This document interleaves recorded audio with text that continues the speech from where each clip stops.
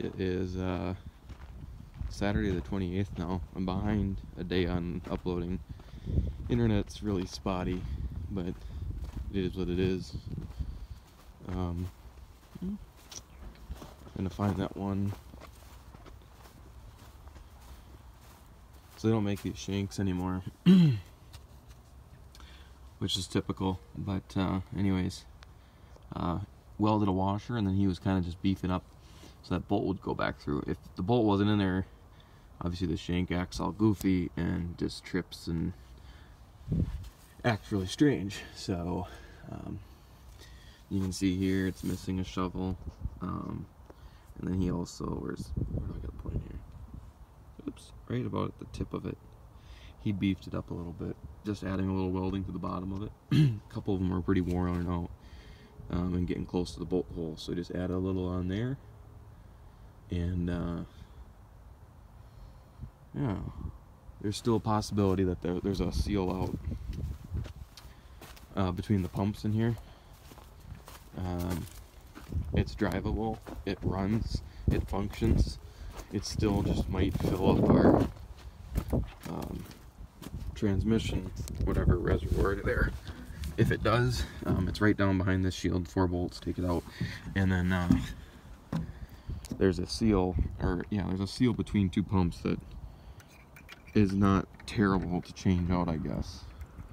I guess it's a lot easier to change that out than it is the main pump that we did, which is not surprising because that main pump is a Bearcat. But I'm gonna back this back over to the shop so we can keep working on it today. About 48 degrees.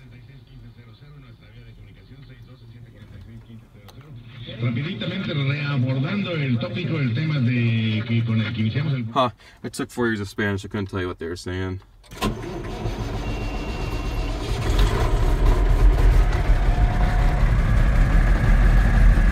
America. I wish I could speak Spanish better, that would be so helpful for my job, but maybe I'll have to do like Rosetta Stone or something. So, back this over here once this gets a little chance to catch its breath and warm up. So, we just got to finish looking it over. Tillage equipment just takes a beating. So we got a few more bolts that we wanted to replace up front on those ripper shanks. Don't know that we'll address the shovels today. Maybe. There's a pin back here on the harrow that holds the harrow section up that looked like it was gonna go.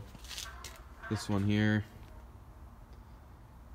maybe you can tell by the outside of it, you can see it's starting to bow, you know, and if that blows, then that bar that goes up on this is actually what holds the pressure down on the harrow, so then the harrow won't do anything. So that'll probably get replaced just with a bolt or something here today. Looking over the tires, they all seem to have good air. We'll check them. It all needs to be greased. We were looking at these 2 tires here, and I'm kind of looking you guys right into the sun, but I don't know. I can't remember if those are the tires that came on there, if we put those on there over the course of using it. But anyways, what might have happened, they look like they're a lot more worn than the rest of them, like tread-wise. And what I'm thinking is maybe that as you go down the road, the mulch finisher, let me get out of the sun here, sits canted and leans all the weight to this side, you know, when you're half on the gravel, half on the pavement.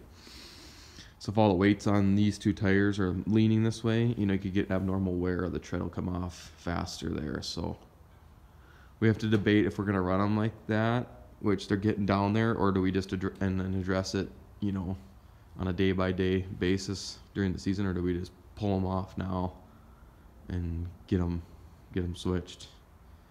We'll see what he wants to do, and keep on going. I don't know where that wagon come from. I don't know if he had it this winter or not. Maybe he borrowed it to somebody. There's a couple guys that buy a little bit of corn from him to grind feed.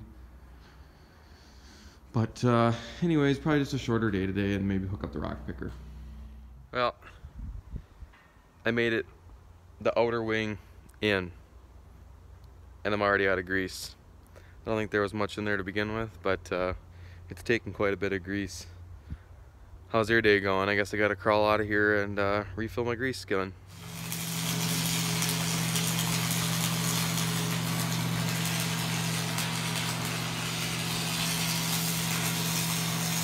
Just heated this shank up to twist it back a little bit. This here is the quick snap-on, clip-on shovel thing. Otherwise, you just have the shank, you'd have to bolt them on. I just put this thing on there, back on there, and you put that on there. And then the whole shovel just slides right on. That little ball will end up there. You just give it a whack, and then it's on there. It stays on through like a track system on the back. And then obviously when you're in the ground they push up, but that's just more so they don't fall off when it's up in the air. So I'm gonna whack that on there, and then I'm gonna go bolt this back on there. Whoever invented that is a genius. Time saver. Really fast in the field. Dump that wagon off over here, and now we're gonna go get the rock picker hooked up. Switched a few fittings, the hoses from John Deere to Pioneer, because he did a Sloan rebuild on those remotes on the back, but I'll explain the difference for those of you that that's just what we call them. I'll show you the difference later. There she goes. Took a little bit to we had all the hoses right except for one of them we switched. We said if we were gonna get them all right, we would have bought a lottery ticket. So that Sloan thing, so it's not so. This was a Pioneer end, or what we call a Pioneer end. See that little lip right there at my fingertip? That's Pioneer end. A lot of the newer equipment has that. The 8970 hooks up like that, I believe. The 8120 hooks up like that. But like the 8430 and the 4630, the way they were set up, this is what we call a John Deere end. See how it's just smooth out here? There's no ridge. So that Sloan rebuild, we hooked these into that. The old adapter, they're not a two-way valve, takes John Deere end still. So we had to switch a few. So it's 5 o'clock. My cousin had her baby yesterday, and I was busy yesterday and yesterday evening, but I am going to take off here shortly. We're going to close shop and move mulch finisher on, and I am going to go and see the little kid and see the little guy. So and it's Saturday. It just kind of, we've had a long enough week, and we'll go from there. So yeah, move mulch finisher out of the way, and if I have anything else to say, I'll mention it here. Gather my thoughts here. He did a little bit of welding.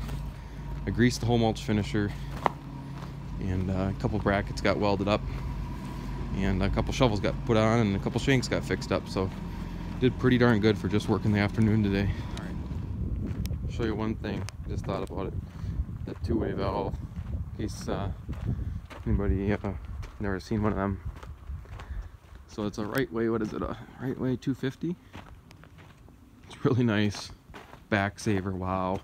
Then you got a loader tractor too, in case you get a big one to pop loose. But this is a two-way, so these go down to the one outlet, and then you pull this up to function the other one. When it's down, it functions this one, which is the reel. You pull up, it functions the other hose, which does the twist to kick it out to the side or get it into road transport mode. So our hoses are hooked up. We'll have to look them all over to make sure there's no leaks. You know, it sits outside so they get weathered. It needs all grease, and then we need to look it over for any cracks. Don't think it has any. It might, but because this thing really takes a beating, tweak it on some rocks. But all these grease zerks and whatnot there. Get our hoses tied up maybe a little nicer, but the electrical, there's a fuse that you flip to dump the basket, and usually I blow a fuse or it's blowing when we go to hook up, but it worked. Everything worked, so that was good. That was nice. So well, that's it for today. Not gonna work out here tomorrow, which is Sunday.